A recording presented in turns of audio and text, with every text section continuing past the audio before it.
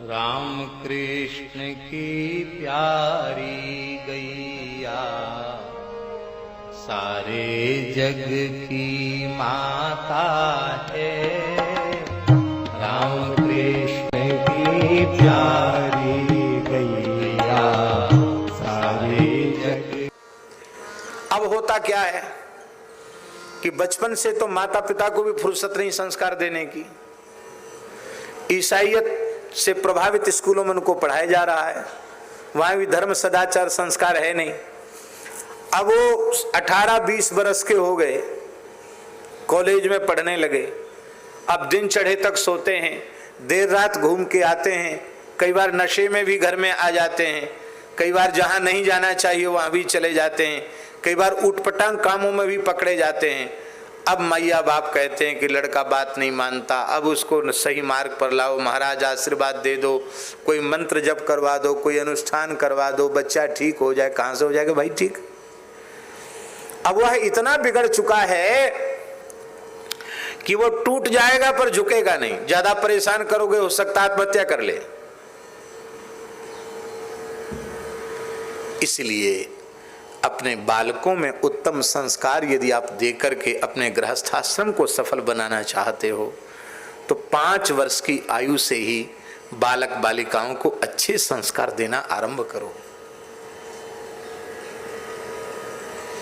एक समानांतर संस्कारों की पाठशाला आपके घर पर चलनी चाहिए, और उस पाठशाला ज्यादा लंबी चौड़ी पाठशाला नहीं, विश्वनाथ जी केवल 1 घंटे की पाठशाला।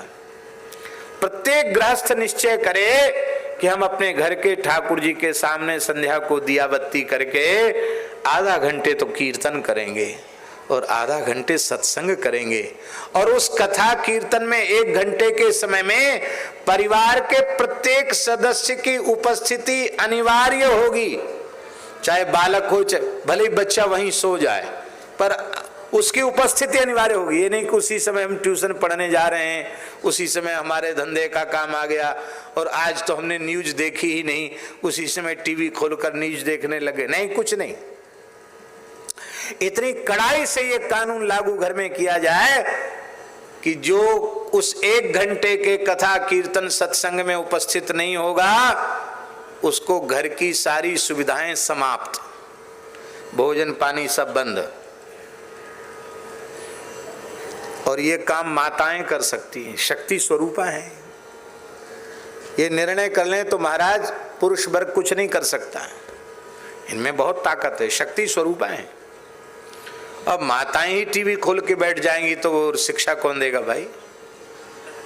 ये आप करिए, फिर देखिए, केवल 6 महीने अपने घर में ये काम करके देखिए, फिर देखो आपके घर के बालकों में कैसे पवित्र संस्कार आते हैं।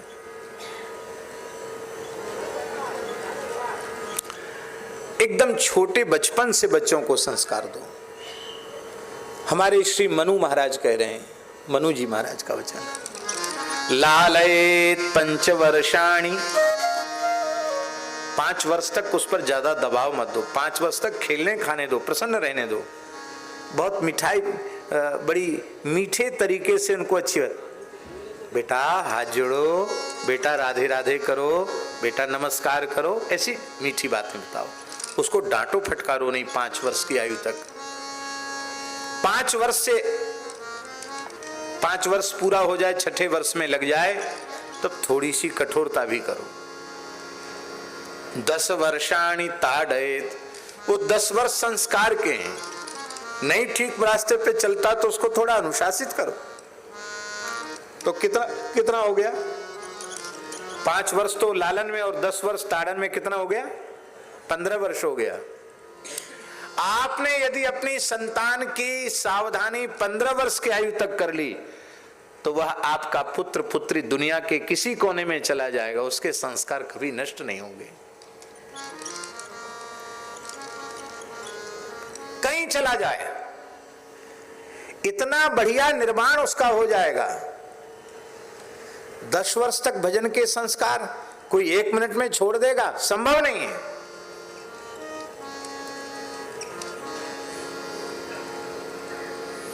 ऐसे परिवारों के उदाहरण हम लोगों के सामने आते हैं जहां बचपन से अच्छे संस्कार मिले हैं, वो खूब अमीर परिवारों में गए, वहां सेट नहीं हो पा रहे हैं। क्यों नहीं सेट हो पा रहे हैं?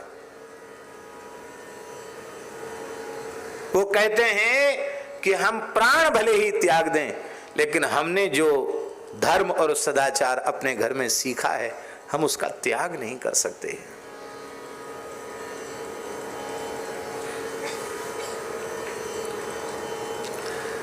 आपको सुनकर आश्चर्य होगा, दक्षिण भारत के एक परिवार के, अच्छे विप्र परिवार के बालक, उनके पिताजी कलकत्ते में एक सरकारी बड़ी कंपनी के उच्च पद पर थे और उन बच्चों का एक उत्सव था वेंकटेश मंदिर में, हमको भी बुलाया गया था। तो एक बच्चा तो था डॉक्टर और एक बच्चा था इंजीनियर, दोनों अमेरिका में ही थे। दोनों की शादी हो गई थी, तो अपनी दक्षिण पद्धति का एक उत्सव उन्होंने वेंकटेश मंदिर में किया था। दीपदान था हमारे हाथ से। तो हमको सुनकर आश्चर्य हुआ, जो बच्चा अमेरिका में डॉक्टर है, इंजीनियर है, वो बच्चे भी सुंदर दक्षिणी वेशभूषा में, सुंदर त्रिपुंड लगाए हुए, माला पहने हुए दक्षिणी वेशभूषा में, बोले महाराज जी ये बच्चा तो डॉक्टर है, ये बच्चा इंजीनियर है, मेरे 2 पुत्र हैं। और उन दोनों बच्चों ने वेदपाठ, सस्वर वेदपाठ सुनाया, सामवेद। और वो कहा कि हम लोग वहां रहकर भी समय से दोनों समय की संध्या करते हैं। तो हम लोगों ने वहां पढ़ाई की, वहां डॉक्टर इंजीनियर हैं, लेकिन हम लोग कहीं किसी होटल का, किसी के घर का कुछ खाते नहीं, आज भी हम स्वपाकी हैं। हमें आश्चर्य हुआ कि ये बच्चे वहां रहकर वहीं रह गए और वहां के निवासी भी एक तरह से हो गए, फिर भी ये संस्कार कैसे इनके बचे हुए हैं। तो उनके पिताजी ने एक बात कही कि मेरे पिताजी ने मुझे एक ही बात कही थी, बेटा हम लोग महादानपुरम के निवासी हैं, राम जी ने रामेश्वरम प्रतिष्ठा करके हम लोगों को दान दिया था, राम जी को आशीर्वाद दिया था हमारे पुरखों ने। तो हमारे पिताजी ने एक ही बात कही, राम जी से दान दक्षिणा लिए है हम लोगों ने, इसलिए हम भारतीय हैं, हम ब्राह्मण हैं, ये बात कभी भूलना नहीं। तो मेरे पिताजी ने मेरे समय से जनेऊ कराया और मुझे अपनी शाखा का वेद कंठस्थ कराया, और मैंने भी अपने बच्चों को समय से जनेऊ कराया और इनको पूरे संस्कार देने के बाद फिर उनको विदेश पढ़ने के लिए भेजा। तो आज भी ये बच्चे, जो संस्कार मैंने इनको दिए थे, वही संस्कार में आज भी ये बच्चे ढले हुए हैं।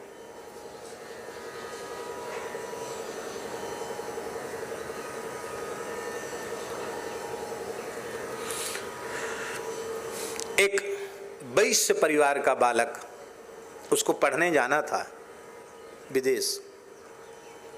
बंसल जी उनके पिताजी, ये जो रिफाइनरी है ना, ये जो डीजल पेट्रोल वाली, इसमें बड़े अधिकारी थे। श्री संपूर्णानंद जी महाराज के शिष्य थे।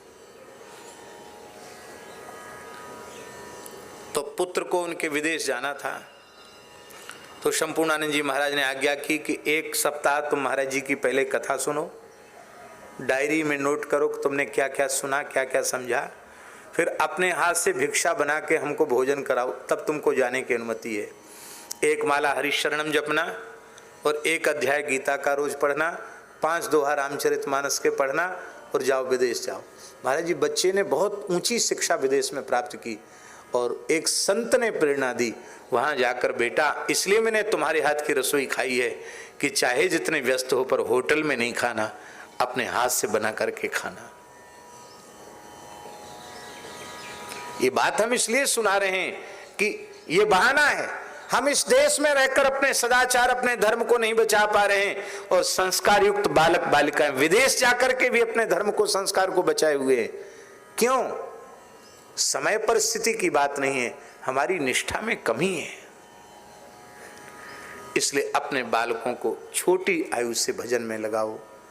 प्रहलाद जी कहते हैं, कौमार आचरेत प्राज्ञो धर्मान भागवतानि ह दुर्लभम मानुषम देहम तदप्य ध्रुव मर्थदम। प्रहलाद जी महाराज कहते हैं। हमारे यहां भी पूज्य पहाड़ी बाबा महाराज कहते थे, हमारे पूज्य गुरुदेव पहाड़ी बाबा महाराज वो कहते थे कहते बुढ़ापे के साधु बढ़िया नहीं होते, कहते थे, उनका नियम था। कोई बुढ़ापे में साधु बनने की बात कहे ना तो पहले तो उसको फटकारते थे बढ़िया से। कहते थे जीवन भर लड़के बच्चों की सेवा किया, संसार की सेवा किया, अब बूढ़े होकर सेवा तो कर नहीं सकता, अब महात्माओं से सेवा लेने के लिए फिर महात्मा बनने का नाटक कर रहा है। जाओ घर में जाओ भजन करो, जिनको खिलाए पिलाए वहीं रह के भजन करो, ऐसा महाराज जी बोलते थे। कहते थे बालकालीन साधु श्रेष्ठ होते हैं। इसलिए जो भी हम तो कहते हैं संतों की शरण में भी कोई 5 वर्ष की आयु से ही आ जाए तो क्या कहना, उसका जीवन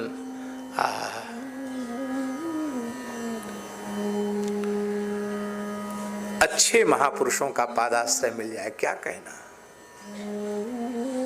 नाभाजी का सौभाग्य 5 वर्ष की आयु में सदगुरु की प्राप्ति हो गई। राम कृष्ण की प्यारी गैया सारे जग की माता है, राम कृष्ण की प्यारी